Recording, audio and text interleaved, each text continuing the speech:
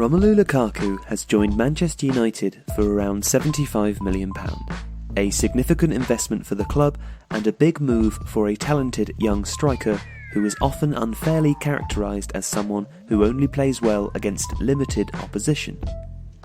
It's been reported that Paul Pogba was actively engaged in persuading Lukaku to join United, and the Frenchman could be a significant beneficiary of the Belgian striker's presence on the pitch, as well as the two being firm friends off of it. Lukaku is a direct physical striker, excellent at finishing one-on-one chances while playing off the shoulder of defenders. Everton played mostly as a 4-2-3-1 or a 4-3-3 last season, with Lukaku leading the line ahead of players who split wide.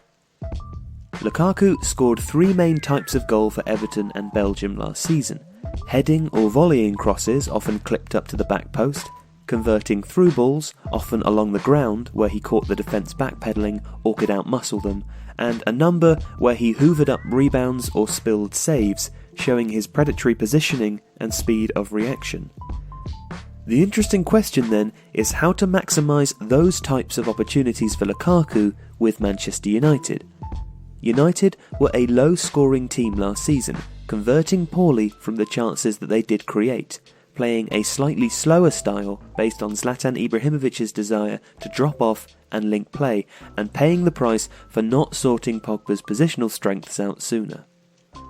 Against LA Galaxy in a 5-2 pre-season friendly win last week, United played with a 3-5-2, and this system has several benefits for both Lukaku and Pogba.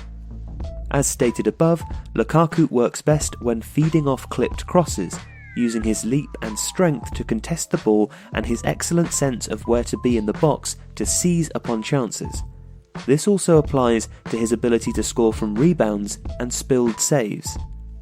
At Everton, the 4-2-3-1 worked well for this, with both Morales and Balassi creating 4 goals for Lukaku, and wingbacks, especially Antonio Valencia, would manage this equally well.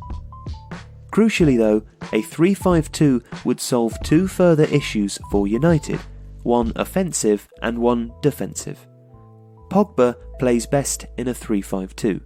It's what he was used to at Juventus, and with Michael Carrick or even Andreas Pereira playing in front of a back 3, Pogba has license to drive with the ball up the pitch, or play long, raking passes out wide to the overlapping wingbacks or wide midfielders. Additionally, with Carrick and under Herrera an effective screen, Pogba can join the attack from deep and shoot more easily than if in a pivot.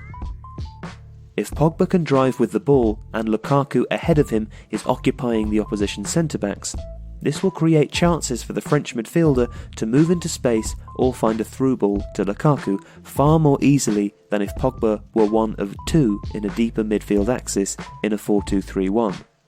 Secondly, Lukaku is less effective at dropping off and linking up play than he is at leading the line, so playing a more creative false 9 style player alongside him, Rashford or even Mata for example, would free Lukaku up, and it would also mean that he was not required to press as much.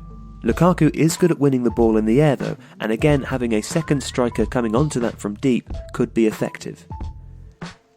The 3-5-2 would play to the strengths of Lukaku and Pogba and likely be the formation that gets the best out of both. A 4-2-3-1 limits Pogba if he is in the midfield double pivot and puts an emphasis on Lukaku to drop off and link up, and that doesn't play into what the Belgian striker is best at. Playing Pogba directly behind a Lukaku in a 4-2-3-1 might work, but Mourinho has shown a reticence to deploy him so far up the pitch. If United can settle on a back 3 and a left wing back, perhaps Perisic, then the 3-5-2 seems like a good way of making the most of last season's marquee signing and this season's. And if Pogba and Lukaku can both produce, who knows what Manchester United will be capable of.